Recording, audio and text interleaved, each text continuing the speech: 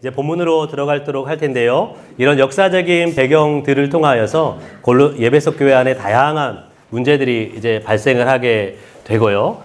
말씀드렸던 것처럼 1장과 3장, 4장에서 6장까지 두 개로 크게 나눠보면 1장에서는 무엇을 나누고 있냐면 우리가 예수 그리스도 안에서 받은 복이 도대체 무엇인가에 대해서 살펴보려고 하고요.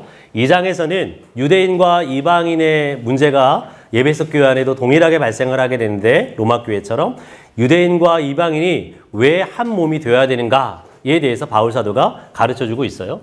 3장에서는 예수 그리스도가 비밀이시고 그 비밀이신 예수 그리스도가 우리에게 이미 알려졌다라고 하는 내용을 가르쳐주고 있습니다.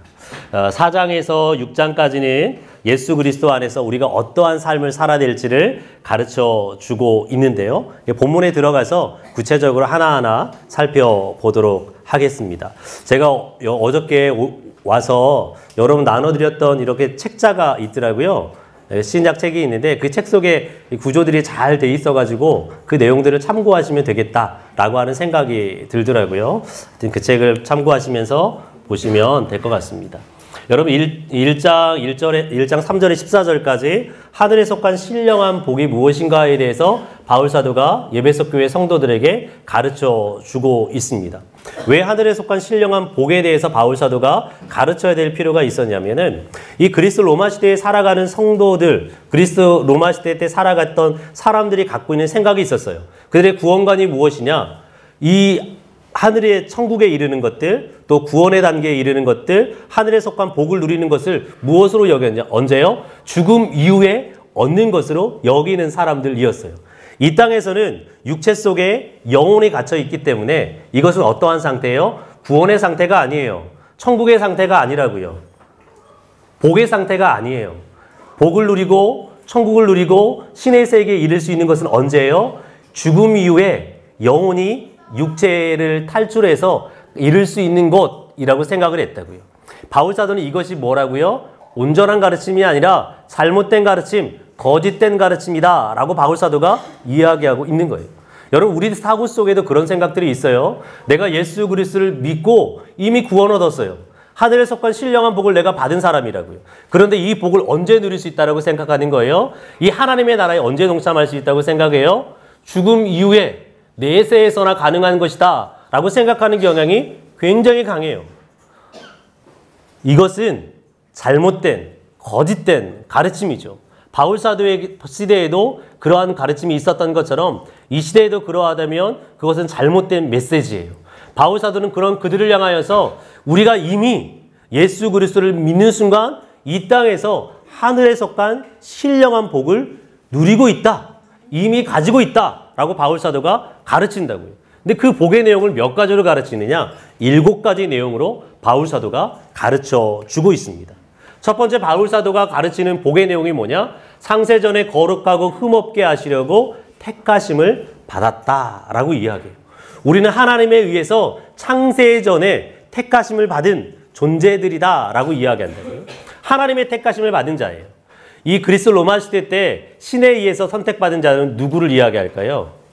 황제나 그 시대의 영웅들이나 그 시대의 부한자들이나 그 시대의 지도층들이요. 이들만이 귀족들만이 신에 의해서 선택되어진 자, 택함받은 자라고 여기는 시대였다고요. 근데 바울 사도는 그것을 뛰어넘어 그 하나님의 신의 택함받은 자들이 누구라고요? 하나님의 귀한 교회에 있는 너희들이다 라고 이야기해요. 여러분 예배석 교회 성도들이요. 어떤 자들인데요? 음란하고 거짓하고 종놈들이고 사회적인 많은 문제를 가지고 있음에도 불구하고 그들이 어떠한 존재들이라고요? 하나님에 의해서 택함받은 선택받은 존재들이라고 바울 사도가 가르쳐주고 있어요. 여러분 구약 성경 안에서 하나님께서 누구를 선택하세요? 이 땅에 수많은 인생이 있음에도 불구하고 아브라함을 선택해 내세요. 아브라함을 선택하시고 아브라함의 자녀들이 모두 선택받나요? 그렇지 않죠. 이스마엘과 이삭이 있지만 하나님 누구를 통해서 아브라함의 대를 잇게 하세요? 이삭을 통해서요. 여러분 이삭에게도 2명의 아들이 태어나죠. 누구죠? 야곱과 예서요. 여러분 야곱과 예서 중에 누가 이삭의 뒤를 이어서 가문을 잇는 것이 맞아요? 장자인 에서요. 에서는 장자이기도 하고 싸움을 잘하는 용사였다고요. 그 시대에 누구나 동경하는 인물이었어요. 마땅히 그가 이삭의 뒤를 이어서 가문을 잇는 것이 맞아요. 그와 대조적으로 야곱은 어떤 사람이에요? 집안에 머무는 자, 유약한 자, 유순한 자, 어찌 보면 그 시대가 요구하는 인물에 합당하지 못한 사람이라고요. 근데 하나님은 누구를 선택하세요? 에서가 아닌 야곱을 통해서 이삭의 대를 잇게 하신다고요. 그 시대에 수많은 종족들이 있지만 누구를 선택하세요? 수많은 종족들을 다 제하시고 야곱을 통해 태어난 12지파 이스라엘 종족을 하나님께서 선택하셔서 그들을 자신의 백성으로, 자신의 소유로 제사장 나라로 삼으신다고요. 그처럼 누가요? 이 땅에 수많은 사람들이 있지만 너희가 누구의 선택받은 자라고요? 하나님의 전적인 선택받은 자들이다 라고 가르치고 있다고요.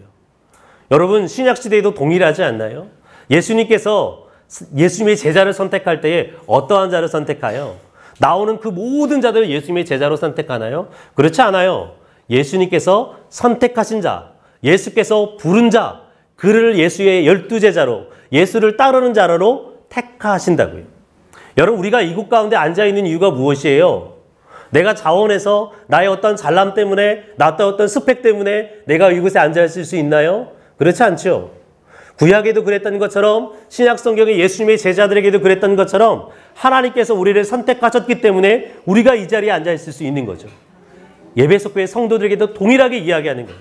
너희들이 하나님의 백성 될 수 있는 것, 하나님의 귀한 교회에 예수를 믿는 자가 될 수 있었던 것 어디에 있었냐? 하나님께서 선택하셨기 때문이다. 선택하셨는데 뭐예요? 그 영광스러움을 누렸는데 어떠한 영광스러움이요? 택함뿐만 아니라 어떤 백성으로 택하셨다고요? 거룩하고 흠없게 하시려고. 여러분, 하나님께서 우리를 선택하신 이유가 있대요. 예배석 교회 성도를 선택하신 이유가 있대요. 그들이 살아가고 있는 삶의 패턴들, 삶의 방향들, 그것이 맞다라고 지금까지 살아왔다. 술 마시며 음란하며 거짓을 행하며 포악한 말을 하는 것, 아내를 사랑하지 않는 것, 남편에게 거짓으로 복종하는 것, 아비에게 불순종하는 것, 자녀들을 분노케 하는 것, 종들의 재물을, 노임을 탈취하는 것, 그것이 맞는 것처럼 생각했다고요. 그것이 옳은 것처럼 살아왔다고요. 근데 바울사도는 뭐라고 이야기하는 거예요? 하나님께서 너희를 택하셨는데 어떠한 존재를 택하셨다고요? 거룩하고 흠이 없는 백성 만들기 위해서 너희를 선택했다라고 이야기한다고요. 즉, 너희들의 살았던 삶의 패턴들, 삶의 모양들, 사단의 권세 안에서 살았던 불순종의 자녀들처럼 살았던 그 모든 것들을 버려내야 된다라고 바울사도가 권면해 주고 있다라는 것이에요. 여러분, 두 번째, 하나님께서 신령한 복을 주셨는데 그 복의 내용이 뭐예요? 그 기쁘신 뜻대로 자기의 아들이 되게 하셨다라고 이야기하고 있습니다. 여러분, 하나님의 아들이 되었다라는 것은 무엇을 이야기할까요? 아들이 되게 하셨다라는 것은 양자로 입적했다라고 하는 번역이 더 정확한 번역이에요. 여러분, 우리는 양자 하면 어떤 생각이 있어요? 우리 집안에 가문을 이을 아들이 없어서 다른 누군가의 아들을 우리 가문에 입적시켜서 그 아들로 하여금 내 다음 우리 가문을 잇게 하는 것으로 생각하는 것이잖아요. 이것이 한국적인 정서이죠. 그러나 성경이 표현하고 있는 아들 삼았다, 양자 삼았다라고 하는 것은 그것을 뛰어넘어요. 이 그리스 로마 시대 때, 특별히 로마 사회에서 나 다음을 잇는 후계를 삼을 때 어떠한 자를 후계자 삼느냐? 우리 집안에 아들이 있어요. 우리 집안에 내 다음으로 뭐예요? 가문을 이어갈 자가 있다고요. 그럼에도 불구하고 내 가문을 누구로 하여금, 내 직임을 누구를 통해서 이어가겠느냐? 다른 누군가의 아들을 자신의 양자 삼아서 그로 하여금 내 지위를, 우리의 가문을 이어나가도록 했다라는 거예요. 이것이 그리스, 특별히 로마 사회의 양자를 삼는 특징이에요. 여러분, 어떤 사람을 내 양자 삼았어요. 그럼 내가 가지고 있는 재산이 누구의 것이에요? 내 아들이 있음에도 불구하고 내가 양자 삼은 이의 것이라고요. 내가 가지고 있는 직임이 있어요. 내가 집안에 아들이 있어요. 근데 이 직임이 누구의 것이 되는 거예요? 이 양자의 것이 되는 거예요. 이 양자가 과거에 거지였든 이 양자가 배운 것이 없든 이 양자가 어떻게 살았든 허랑방탕하게 살았든 보잘것없는 인생이었든 상관없이 내가 이 자를 뭘로 삼으면요? 양자 삼으면 그때부터 얘의 신분이 뭐가 되는 거예요? 나의 신분이 되는 거예요. 나의 부가 이의 아들의 것이 되고 나의 지위가 이의 것이 된다고요. 하나님께서 우리를 양자 삼았다라는 것은 그런 의미 속에서 이야기하는 거예요. 여러분, 하나님께서 나를 양자 삼으셨어요. 그럼 내가 누구의 위치가 되는 거예요? 하나님과 동일한 위치로 나를 삼으시는 거예요. 여러분, 예수 그리스도의 위치로 나를 삼아 주시는 것이 하나님께서 양자 삼으심의 위치, 양자 삼으심의 모습이다라는 거예요. 여러분, 예배소서 1장 20절의 말씀을 한번 볼까요? 예배소서 1장 20절의 말씀에 보면 예수님에 대해서 이렇게 이야기하고 있어요. 그의 능력의 그리스도 안에서 역사하사 죽은 자들 가운데에서 다시 살리시고 하늘에서 자기 오른편에 앉히사 모든 통치와 권세와 능력과 주권과 이 세상뿐 아니라 오는 세상에 일컫는 모든 이름 위에 뛰어나게 하시고 또 만물 그의 아래에 복종하게 하시고 그를 만물 위의 교회의 머리로 삼으셨느니라. 20절 말씀에 예수가 어떻게 됐다고요? 하나님 오른편에 앉게 하셨다고요. 우리의 위치 역시도 무엇라고 이야기하느냐? 하나님, 예수님께서 앉으신 그 자리가 누구의 위치예요? 우리의 위치라고 양자 삼으셨다라는 표현 속에서 우리에게 말씀하고 있다라는 거예요. 여러분, 우리가 서로를 볼 때 누구처럼 서로를 여겨야 되는 거예요? 하나님의 양자로서요. 어쩌면 하나님처럼 예수 그리스도와 같은 모습으로 서로를 여겨야 되는 그런 존귀한 존재가 누구라고요? 우리라는 거예요. 우리. 여러분, 내 신분은 보잘것없을지 모르지만 나는 누구예요? 예, 하나님의 양자로서 예수의 자리에 있는, 하나님께서 나를 예수처럼 여기시는 모습이라고요. 여러분, 저희 집에 딸 넷이라고 말씀드렸는데 넷째가 있거든요. 넷째 이름이 희언이에요. 기쁨의 말씀, 복음이라는 뜻을 가지고 있는데요. 그러니까 하나님의 말씀을 기뻐하고 즐거워하라. 그리고 그 복음을 전하는 자의 삶을 살아라 라고 하는 의미로 희언이라고 이름을 지었는데요. 얘가 최근에 자신의 정체성을 정의하는 단어가 있어요. 아빠, 나 아가 아니지? 나 언니지? 아빠, 나 언니지? 라고 하는 것이 이 막내의 정체성이에요. 4살 됐는데요. 12월생이어서 12월생인데 4살이에요. 그러니까 많은 것들이 늦죠. 자기 또래 아이들보다. 근데 얘가 또 늦은 것이 뭐냐? 말이 늦었고 기저귀 떼는 것이 늦었어요. 또 하나는 부모의 말을 이해하는 것에 늦었어요. 이제 기저귀를 떼야 되는데 기저귀까지 만만치 않잖아요. 빨리 떼야 되잖아요. 빨리 뗄수록 이익이니까. 희연아, 기저귀 하는 거는 아가가 하는 거야. 언니는 기저귀 하는 거 아니야. 희연이 언니지? 아가 아니지? 그럼 기저귀 하지 말자. 라고 이야기했어요. 그 다음부터 하는 것 있어요. 기저귀 안 하겠대요. 아빠, 나 아가 아니지? 나 언니지? 나 기저귀 안 해, 안 한다고. 나 아가 아니야, 언니라고. 그렇다 보니까 뭐 하냐? 소변 보는 거, 똥오줌 가리는 거 늦었어요. 희연아, 아가가 여기에다가 기저귀에다가 싸는 거야. 언니는 여기 변기에다 싸는 거야. 라고 한다고요. 오줌 마려우면, 응가 마려우면 빨리 뛰어가. 아빠한테 말하고 그 다음부터 이야기하는 거예요. 쉬가 마려우면 막 뛰어가서 옷 내리고 변기에 딱 앉아요. 그러면서 하는 말 있어요. 아빠, 나 아가 아니지? 나 언니지? 나 언니야. 언니지? 이야기한다고요. 언니들이 놀릴 때 있어요. 놀려요. 아니야, 희연이 아가야. 희연이 언니 아니야. 아가야. 하면 얘가 하는 말이 있어요. 울면서 이야기해요. 울면서 아빠, 나 아가 아니지? 나 언니지? 언니들이 아가래. 나 언니지? 아가 아니야. 뭐 하냐면 자기의 정체성을 뭐에 두는 거예요? 아가에 두지 않아요. 자기의 정체성을 언니에 둬요. 언니에 두니까 뭐 하는 거예요? 예, 기저귀도 떼고요. 똥오줌도 가리고요. 엄마 아빠 말을 듣기 시작해요. 여러분, 우리의 정체성을 어떻게 생각하느냐가 굉장히 중요해요. 왜 수많은 사람들이 내가 예수를 믿으면서도 내가 하나님의 백성이라고 말하면서도 그저 그런 인생으로 비참한 인생을 살아갈까요? 예, 내 삶, 내 모습의 정체성, 그 정체성에 대해 바로 인식하지 못하기 때문이에요. 마치 나를 이미 하나님의 아들로 하나님의 양자 삼으셔서 하나님과 똑같은 예수 그리스도와 똑같은 위치에 두셨는데 나는 끝까지 뭐라고 생각하는 거예요? 아가라고 생각하는 거예요. 그러니까 그 아가의 정체성에 맞게 살아가는 거라고요. 나는 여전히 죄인이라고 생각하고 그 죄인의 정체성에서 살아간다고요. 여러분, 우리의 정체성은 하나님의 아들이에요. 하나님의 양자된 자.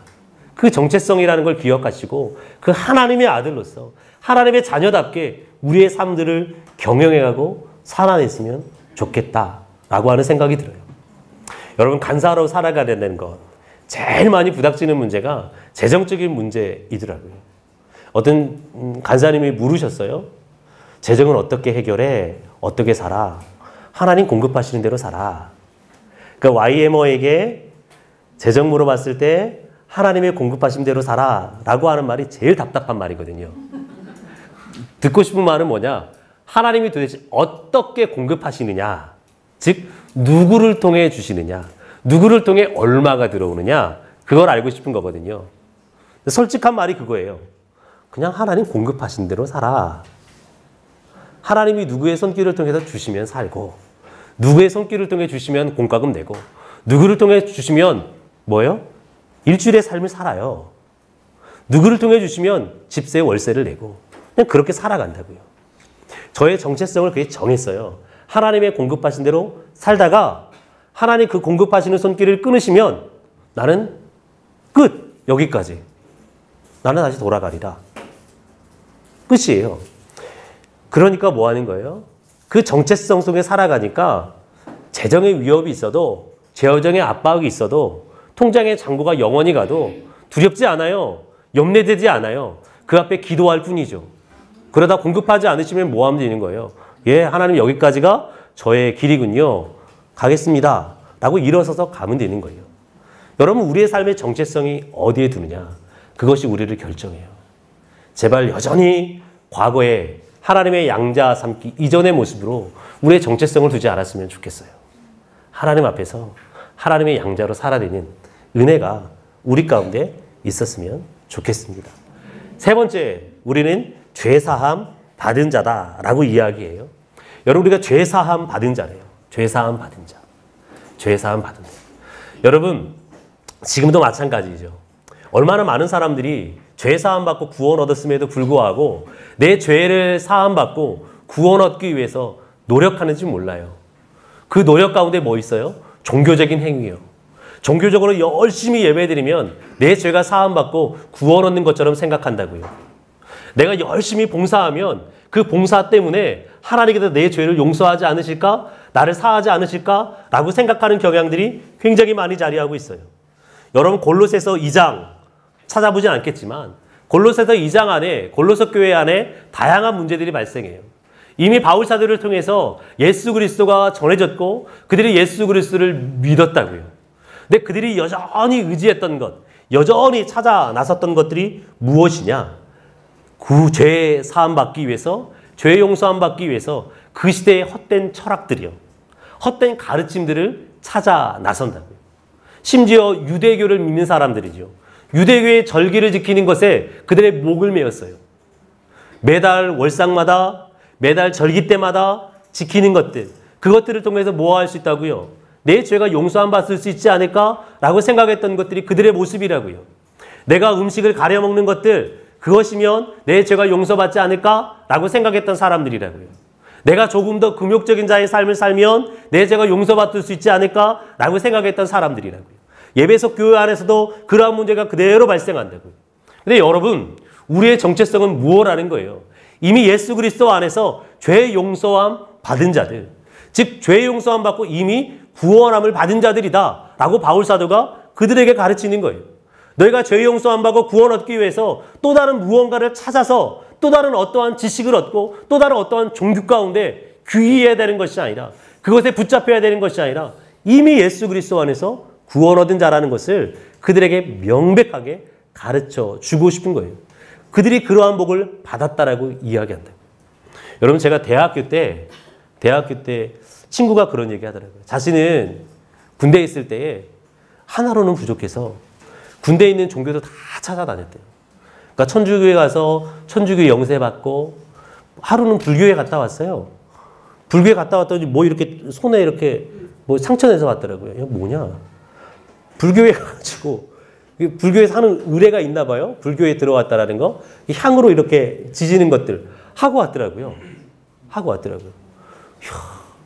그리고 교회 왔어요. 교회 와서 세례 받았어요. 그리고 초코파이 받아 먹고, 예, 콜라 받아 먹고, 그때는 피자도 줬거든요. 피자도 받아 먹고, 그러고 갔다고요.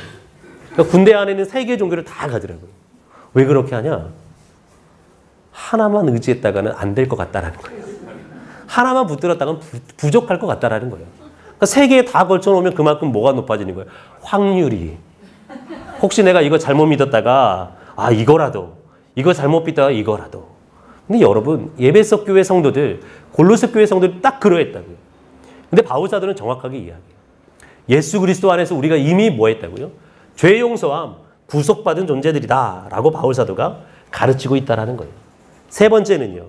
이미 비밀을 받은 자들이다 라고 이야기해요.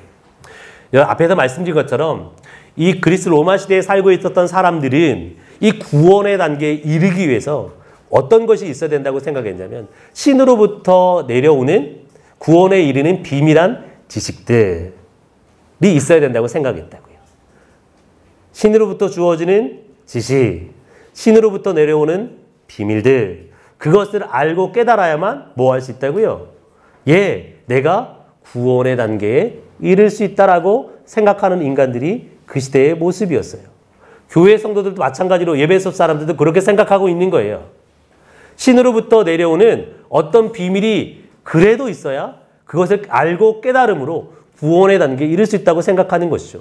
내가 아직 구원의 단계에 이르지 못했다고, 복의 단계에 이르지 못했다고 생각하는 거예요. 이것이 어디예요? 지금의 신천지예요. 신천지는 끊임없이 자신들이 알고 있는 그 비밀한 지식을 알아야 된다라고 이야기하죠. 그래서 그 비밀한 지식을 뭐예요? 가르치기를 원해요. 기독교가 갖고 있는 진리만으로는 뭐하다고요? 부족하다고요. 예수님 시대 때 예수님의 가르침 받았던 거, 그때에는 그것이 족한 구원의 방편이었으나 지금 시대에는요. 그걸로는 안 된다라는 거예요. 예수님께서 예수님의 제자들에게 전해준 비밀한 지식이 있고 그 제자들이 또 다른 제자들에게 전달해 준 것이 있는데 그것을 뭐예요? 자신들만 알고 있다라는 거예요. 그러니 그 지식을 너희도 알고 깨달아야만 지금 이 시대에 그걸 통해 뭐예요? 구원에 이를 수 있다라고 이야기한다. 초대교회 성도들이 꼭 그러했다고요. 근데 바울사도는 뭐라고 이야기해요? 그 비밀이 누구라고요? 예수 그리스도라고요. 그 비밀이 예수 그리스도예요. 이미 너희가 예수 그리스도를 뭐하고 있다고? 알고 있다고요. 신으로부터 오는 그 어떠한 비밀한 지식을 또 알아야 되는 것이 아니라 예수님이 그 비밀 자체이기 때문에 그것으로 뭐하다고요? 족하다고요. 이 내용이 뭐예요? 3장에서 골로새서 1장에서 바울사도가 강조하는 내용이에요. 간단히 이야기하면 예수 그리스도가 비밀이신데 구원에 이르는 비밀인데 그 비밀 이미 누가요? 우리가 받았다고요. 여러분, 우리가 또 다른 그 어떤 것에 우리의 귀를 기울이고 우리의 마음을 두고 우리의 생각을 집중할 필요가 없는 이유가 뭐예요? 우리는 이미 비밀이신 구원 얻는 길이고 진리이고 생명이신 그 예수 그리스도를 뭐예요? 이미 알고 이미 믿고 있기 때문에 그것으로 족하다고요. 바울사도가 이 에베소 교회를 담임하는 디모데에게 디모데 전서와 디모데 후서를 쓰는데 디모데 전서와 후서 안에 어떤 자들이 등장하냐면 이단자들, 거짓된 가르침을 전하는 자들이 등장해요. 근데 그 가르침을 누가 쫓아가요? 여인들이요. 여인들이 쫓아가서 뭐 하는 거예요? 교회 멤버예요. 예수를 믿는 사람이라고요. 근데 그 거짓된 가르침에 귀를 기울여요. 또 다른 무언가 깨달을 것이 있어야 되는 것처럼 그것에 마음을 든다고요. 이 시대에 수없이 많은 이단자들로 가는 것들. 뭐예요? 그럴 필요가 없는 것이 이미 예수 그리스도는 족해요. 여러분 우리의 마음속에 확신이 있어야 돼요. 그 믿음을 견고히 해야 돼요. 이 시대는 더욱 그런 것 같아요. 예수 그리스도 그 안에서 그 비밀한 지식이신 그 예수 그리스도 알므로 우리가 이미 죄 용서함 받았다라는 거 우리가 견고하게 신뢰하고 믿을 필요가 있는 것이죠. 세 번째, 하늘에 있는 것이나 땅에 있는 것들이 통일, 하나가 되게 하려는 것. 즉 하나님의 통치 가운데 있게 하는 것. 이 말은 무슨 말이냐면 간단하게 예를 들면 바울 사도는 이거를 통해서 무엇을 이야기하고자 하는 거냐면 유대인과 이방인이 하나 되지 못하는 에베소 교회 성도들을 향하여서 에베소 교회 성도들이 하나 돼야 되는 것에 대해서 가르쳐요. 유대인들은 늘 항상 뭐가 있었냐면 자신은 아브라함의 후손으로 혈통적인 우월함이 있었어요. 하나님께서 자신들을 선택하셔서 하나님의 율법을 주셨다는 우월함이 있었다고요. 자신들은 하나님 앞에서 무언가 신령하게 선택받은 것처럼 느껴지는 그런 우월감, 그 거룩한 자기 우월감들이 그들에게 있었다고요. 그래서 이방인들을 하염없이 깔아뭉갰어요. 근데 이방인들의 마음속에는요, 유대인들을 향하여서 뭐 하는 거예요? 종교적인 행위만 있는 인간들, 종교적인 열심만 있는 인간들, 저희 무의미하게 음식만 가려먹는 인간들, 저 절기만 지키는 인간들 하면서 뭐 하는 거예요? 유대인들의 행위에 대해서 비아냥하는, 깔아뭉개는 것이 이방인들의 행위의 모습이었다고요. 그러니까 이방인과 유대인들이 교회 안에 들어와 있으면 뭐예요? 늘 항상 서로 으르렁거리면서 싸우는 존재들, 어떻게 하면 잡아먹을까 하는 것이 에베소 교회의 모습이었다. 근데 바울 사도는 이 모든 것들을 다 뒤로하고 한 가지 이야기해요. 뭘 이야기해요? 도대체 유대인과 이방인들 너희들이 무엇 때문에 어떻게 구원 얻게 되었는가에 대해서 질문한다. 여러분 에베소서 2장 8절과 9절의 말씀에 보면 우리가 너무나 잘 알고 있는 말씀이 등장하죠. 에베소서 2장 8절과 9절의 말씀에 보면 너희는 그 은혜에 의하여 믿음으로 말미암아 구원을 받았으니 이것은 너희에게서 난 것이 아니요 하나님의 선물이라. 행위에서 난 것이 아니니 이는 누구든지 자랑하지 못하게 함이라. 우리가 어떻게 구원 얻었다고요? 이방인도 유대인도 너희들이 자긍하는 것, 너희들이 깔아뭉개는 것, 그런 것들 때문에 우리가 구원 얻는 것이 아니라 우리는 공통적으로 동일하게 어떻게 해요? 예수 그리스도의 믿는 그 은혜로 구원 얻었다고요. 여러분 하나님의 귀한 교회 안에 다양한 분쟁들, 다양한 나누어짐들이 등장하죠. 그 나눠짐의 원인은 어디에 있어요? 서로를 겸손하게 섬기려고 그러나요? 서로를 더 종과 같은 모습으로 높이기 위해서 그러나요? 그렇지 않죠. 나는 무언가 다르다는 거죠. 나는 무언가 다른 존재로 누군가의 섬김을 받아야 되는, 나는 당신들과 함께 할 수 있는 그런 위치가 아니라는 거죠. 나는 당신들과 어울릴 수 있는 그런 사람이 아니라는 거죠. 내가 누군데? 라고 하는 자기 의식 속에 있는 거죠. 근데 여러분, 그 동일한 두 사람이 무엇을 통해서요? 똑같이 하나님 앞에 죄인으로 하나님의 은혜로 구원 얻었어요. 그 은혜로 구원 얻었기 때문에 서로를 향해서 뭐 해야 된다는, 서로 깔아뭉갤 거 없이, 서로 무시할 거 없이 하나 되어져야 됨에 대해서 바울 사도가 가르쳐 주고 있는 것이에요. 여러분, 그리고 다섯 번째, 하나님의 기업이 되었대요. 하나님의 기업. 이 말은 하나님의 기업이 됐다는 것은 하나님의 소유가 되었다는 말이거든요. 여러분 구약을 배우신 분이 계시죠? 구약 성경 안에 중요한 말씀 중에 하나는 출애굽기 19장 1절에서 7절의 말씀이거든요. 하나님께서 이스라엘 백성을 출애굽시키기 위해서 애굽에 10가지 재앙을 내리시거든요. 10가지 재앙을 내리시고 기적을 내리세요. 이 10가지 재앙과 기적은 단순한 기적과 재앙이 아니라 애굽에 있는 신들을 박살내는, 애굽의 신들을 심판하는 행위이셨거든요. 그리고 난 다음에 하나님께서 뭐 하세요? 이스라엘 백성을 출애굽시키신다고요. 그리고 홍해 바다를 가르시고 그 홍해 바다를 지나서 어디로 인도하시냐? 시내산으로 인도하세요. 시내산으로 인도하셔서 하나님과 이스라엘 백성이 조약, 언약 이뤄가는 것을 맺으시는데 하나님께서 이스라엘 백성에 요구하시는 게 뭐냐? 너희들이 이 조약을 통해서 하나님 무엇 하기를 원하셨냐면 이스라엘 백성들을 하나님의 백성으로, 하나님의 소유로 제사장 나라로 삼기를 원하셨어요. 이스라엘 백성은 이 조약을 통해서 뭐가 된다고요? 언약을 통해서 하나님의 백성이 되어지고 하나님의 소유가 되어지고 즉 하나님의 기업이 되어지고 하나님의 제사장 나라가 되는 거예요. 그리고 이스라엘 백성과 언약을 맺었어요. 이 언약 때문에 하나님 뭐 하세요? 이스라엘 백성이 수많은 죄악들이 일어나지만 그 죄악들 중에 하나님 심판하세요. 그러나 하나님께서 이 언약을 맺으셨기 때문에 뭐 하지 않으세요? 당신의 백성인, 당신의 소유, 기업인, 제사장 나라인 그들을 버리지 않으세요. 그들이 죄악 가운데 있다 할지라도 징계하시지만 돌이킬 때에 여전히 그들을 그러한 자로 삼으신다. 여러분, 이 소유라는 말은 어떤 단어이냐면 이런 의미가 있어요. 다이아몬드라는 의미가 있거든요. 어떤 다이아몬드냐? 그냥 다이아몬드 아니고요. 왕관 속에 박혀있는 다이아몬드. 여러분, 왕관 속의 다이아몬드, 어떤 다이아몬드 쓰겠어요? 왕이 왕관을 만들었다고요.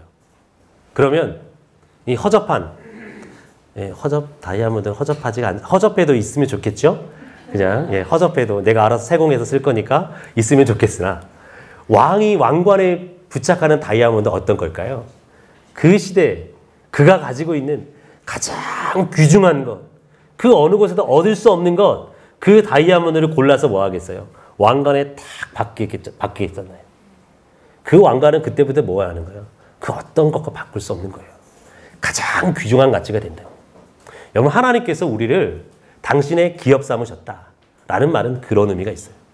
하나님께서 우리를 당신의 소유, 기업 삼으셨기 때문에 그 다이아몬드를 귀하게 여기는 왕처럼 가장 값진 것으로 아는 것처럼 우리가 뭐 한다는 거예요?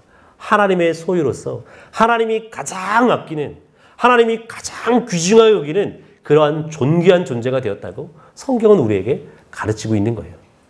여러분, 제가 이런 예도 자주 드는데 이 아프리카에 있을 때 동일한 경험이에요.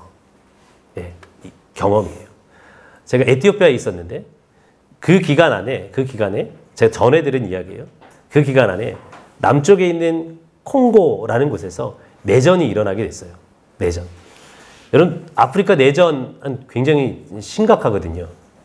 제가 한국에 돌아올 때 에티오피아에서도 종족 간의 전쟁이 일어나서 200명이 넘는 사람이 죽었거든요. 이 수도, 비행기 타고 수도로 나오는데 집들이 다 불에 탔어요. 불에 탔어요. 길거리마다 우는 사람들, 자기 죽은 자녀를 붙들고 애통해하는 사람들, 난장판이더라고요. 종족 간의 전쟁도 이런데 내전이 일어났다라는 것은 이루 상상할 수 없는 사륙이 벌어지는 거거든요. 사륙이 일어나기 시작하면 수십만 명이 죽어나가는 건 아무 일도 아니에요. 아무 일도 아니거든요. 근데 이 내전이 일어나기 3일 전에 어느 나라가 제일 먼저 아느냐? 미국이 제일 먼저 알아요. 미국이요. 3일 전에 미국이 알고 자국민들에게 다 연락을 취한다고요. 그리고 뭐예요? 자기의 자국민들을 안전한 곳으로 이동시키기 위해서 자국 군용기를 보내요. 공항에 자국민들이 모여들어요. 자국민들을 다 실어요. 그리고 안전한 곳으로 이동시켜요. 두 번째, 이틀 전에 유럽이요. 영국과 프랑스와 독일이 알아요. 그래서 자국민들에게 연락하죠. 군용기를 보내서 다 실어가요. 세 번째 날이요. 마지막 하루 남겨놓고요. 일본이 알아요. 그리고 자국민들에게 연락해서 쭉 싣고 다른 나라 간다고요. 대단하죠? 왜 그렇게 해요? 자국민이기 때문에요. 자신들의 백성, 시민이기도 하고 자신들의 기업, 자신들의 어쩌면 소유이기도 하기 때문에. 한국 선교사님이 분통해 하시면서 이야기하시더라고요. 어떻게 나오셨어요? 겨우겨우 나왔어. 겨우겨우 나왔어. 어떻게 하셨냐, 내전 단계. 내전 터지고 시간이 흐른 이후에 며칠의 시간이 흘러서 내전이라는 것을 스스로 아신 거예요, 연락받고. 겨우겨우 나오셨다고 말씀하시더라고요. 여러분, 우리가 하나님의 소유가 되고 기업됐다라는 것은 그런 의미예요. 안타깝긴 하지만, 부럽긴 하지만 우리나라도 많이 좋아졌죠. 지금 뭐 위기가 생기고 어려움이 생기면 화산 터졌을 때 그런 것처럼 사이판 괌에서 그러는 것처럼 우리 군용기와 국적기를 바로 보내잖아요. 너무 감사한 일이죠. 우리나라 많이 발전했다는 의미이죠. 네, 여러분, 하나님의 소유가 됐다는 것은 그런 의미예요. 어떠한 상황 속에 있다 할지라도, 어떠한 형편에 있다 할지라도 하나님 당신께서 뭐 하는 거예요? 우리의 생명, 우리의 삶을 책임지신다라는 의미예요. 우리가 이 땅 가운데서 뭐 하는 거예요? 죽어서 하나님의 나라에 가서 안전. 예, 그것도 영원한 안전이죠. 그러나 우리는 이미 하나님의 기업이고 소유가 됐기 때문에 이 땅 위에서 뭐 하는 거예요? 그 복을 누리며 살아가는 거예요. 내가 어떤 상황과 어떤 형편에 있다 할지라도 하나님 뭐 하기를 원하세요?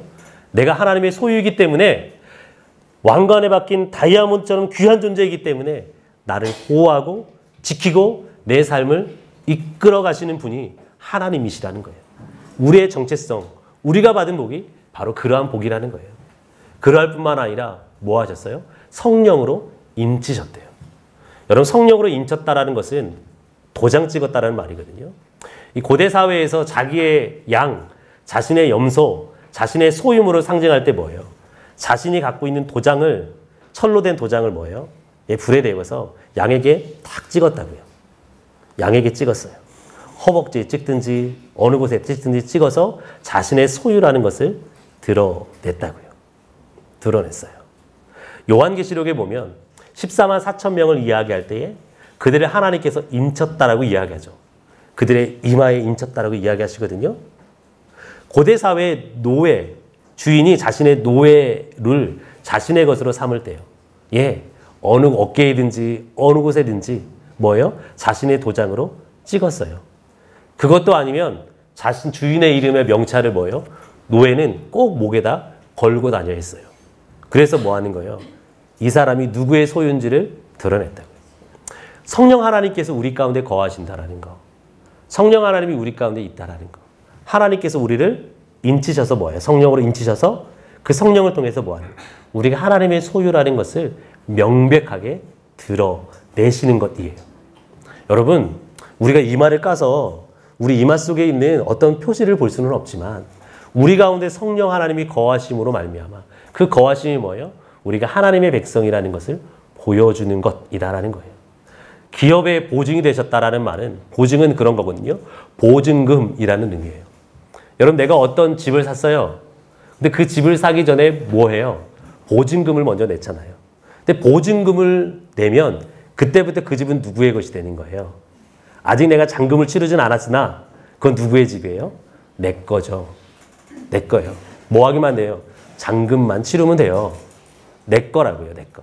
여러분, 그럼 잔금 안 치르면 내 거 아닌데 보증금도 다 날아가는데 그걸 이야기하고 싶은 것이 아니라 보증금을 지불했으면 그건 내 거예요. 잔금 치르면. 하나님이 뭐 하시는 거예요? 성령이 우리 가운데 뭐예요? 보증이 되셔서 얘가 누구 거라고요? 지금부터 내 거라고요. 죽어서 하나님 앞에 갔을 때 내가 하나님을 눈앞에서 보고 예수 그리스도를 눈앞에서 보고 그때서야 내가 천국에 갔구나.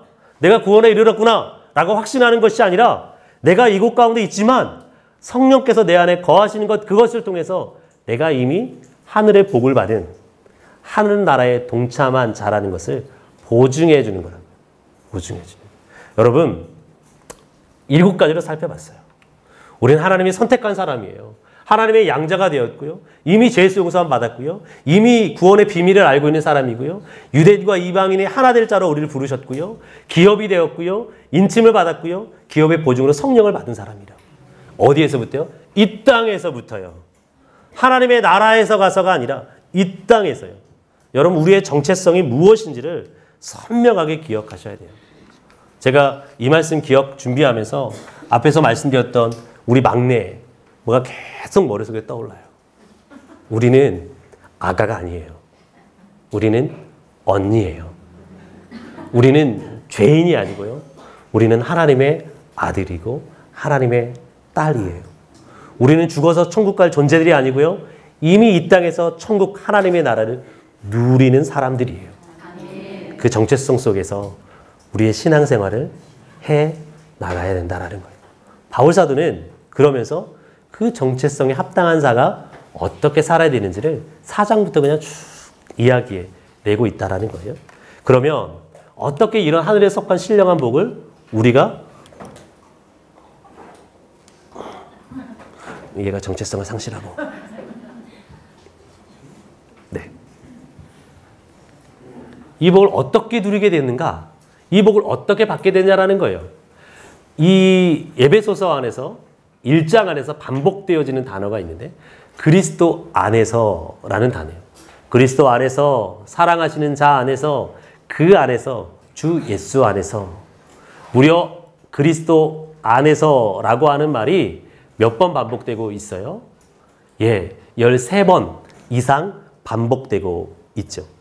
여러분, 이 고대의 종교 중에 하나는 뭐냐면 고대의 종교 중에 하나는 이 의식 중에 하나가 무엇이었냐면 이 예배속 가운데 유행했던 종교 중에 하나는 피 뿌리는 종교였어요.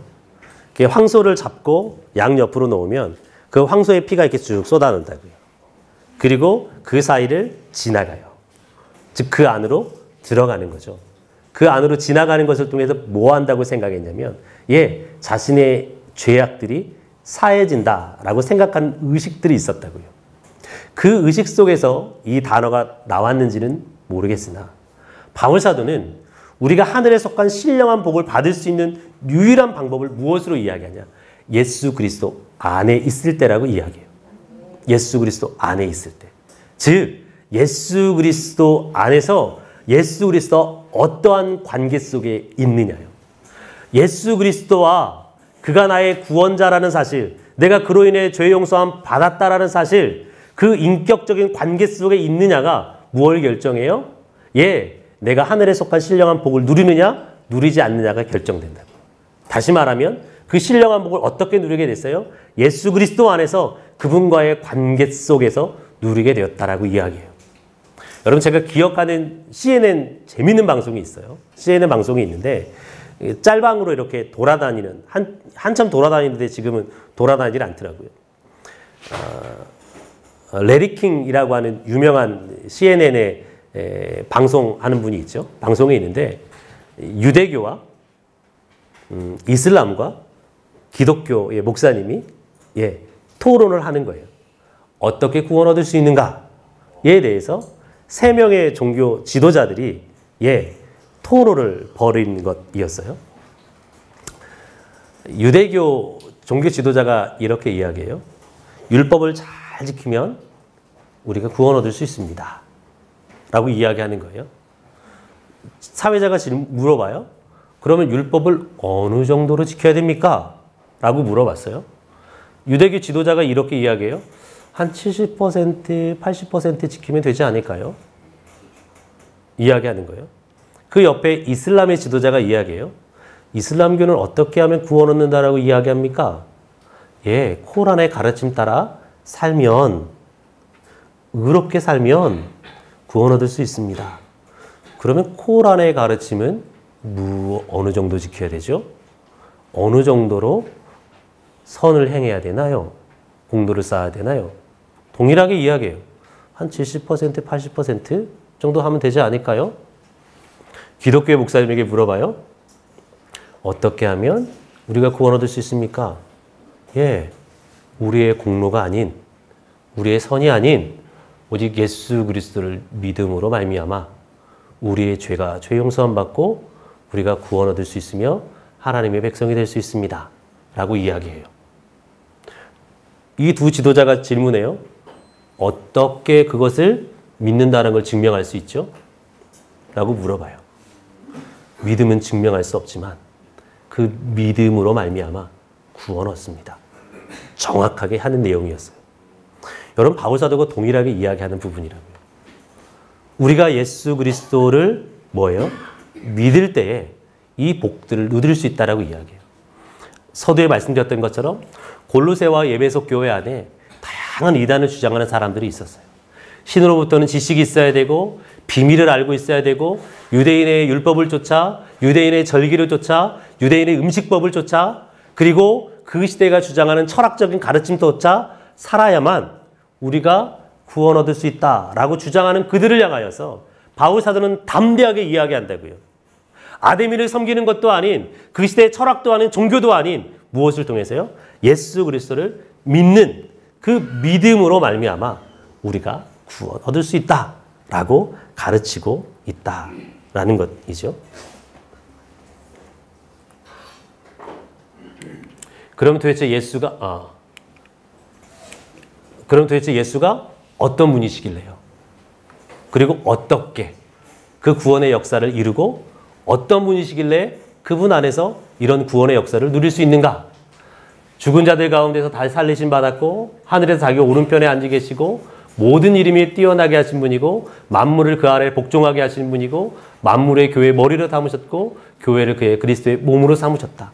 즉 1번에서 4번까지 일상 그 무엇보다도 뛰어나신 그분으로 인하여서 만물을 주장하시고 다스리신 그분께서 뭐 하기로 해요? 그렇게 하기로 결정하셨기 때문에 우리에게 그렇게 주어지는 것이다 라고 이야기해요. 여러분 예수 그리스도가 뭐 한 2등 되거나 3등 되거나 4등 된 신이라고 생각해 보세요. 근데 뭐예요? 1등 된 신이 뒤집어 엎겠죠. 근데 그 어떤 신도 그보다 뛰어나거나 탁월한 분이 안 계시다고요. 그분께서 그러하기로 결정하셨어요.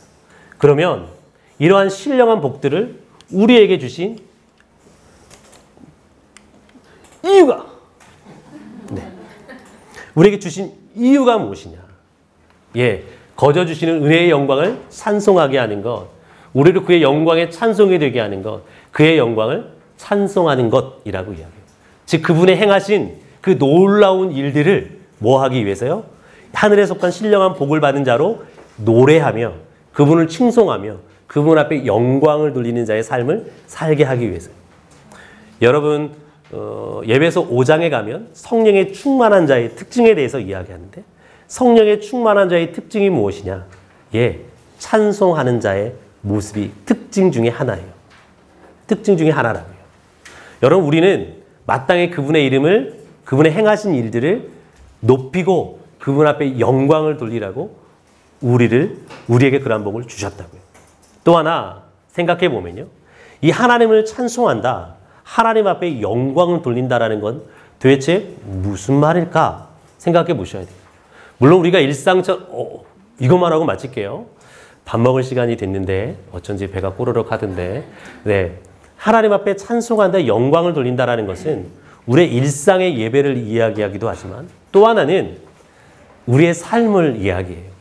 여러분 마태복음 5장 13절에 16절의 말씀에 보면 예수님께서 산상수훈을 하면서 팔복을 설명하신 이후에 우리의 정체성에 대해서 이야기하는데 우리는 어떠한 정체성 속에 살아가야 되느냐? 특별히 사역적인 면 안에서 너희는 세상의 빛과 소금이다 라고 말씀하시면서 빛에 대해서 말씀하시면서 빛은 무엇이냐? 사람 앞에서 보이는 너의 선한 행위이다 라고 말씀하세요. 그 빛을 비추어서 선한 행위를 통하여서 하늘에 계신 너희 아버지께 영광을 돌리게 해라 라고 이야기한다고요. 영광을 돌린다는 것은 어떤 의미냐? 이런 의미예요. 아버지가 있고 딸이 있어요. 저는 딸이 있으니까 딸이 정말 하나님의 말씀대로 살아내야겠죠. 얘가 피아노 콩쿨 대회를 나갔어요. 콩쿨 대회를 나가서 멋지게 연주해서 차이코프스키 콩쿨 대회에서 막 1등을 했네요. 그런 은혜가 저희 딸들 중에 있기를 주님의 이름으로 소원하면서 할렐루야. 1등을 했네요. 사람들에게 인터뷰하면서 물어보는 거예요. 도대체 아버지가, 도대체 어머니가 어떤 분이시길래? 아버지가, 어머니가 뉘시니? 너희 아버지, 어머니가 도대체 어떻게 교육했니? 하면서 뭐 하는 거예요? 이 아이가 1등 했는데 이 시각에 그대로 누구에게 옮겨가는 거예요? 부모에게요. 부모에게요. 이것이 뭐예요? 영광을 돌린다는 얘기예요. 내 자녀가 잘남을 통해서 그의 부모의 이름이 높여지는 거예요. 내 아이가 하나님의 말씀대로 살았어요. 근데 사람들이 물어보는 거예요. 야, 야, 너는 도대체 네 집 자식이길래, 네 부모가 어떻게 교육했길래 너 그렇게 하나님의 말씀대로 사니? 우리 아버지 어머니요, 이분이세요 라고 저한테 스포트라이트가 딱 비춰지는 거예요. 하나님께 영광 돌린다는 의미가 그런 의미예요. 여러분, 내가 이 땅에 선함으로 하나님의 말씀대로 살았어요. 그랬더니 사람들이 뭐라고 이야기해요? 도대체 당신이 섬기는 그 하나님이 어떠한 분이시길래, 당신이 섬기는 그 예수가 어떠한 분이시길래 하면서 뭐 하는 거예요? 그 하나님 앞에 스포트라이트를 맞추는 거예요. 그게 영광 돌리는 삶이라고요. 사랑하는 여러분, 우리의 삶이 그러해야 돼요.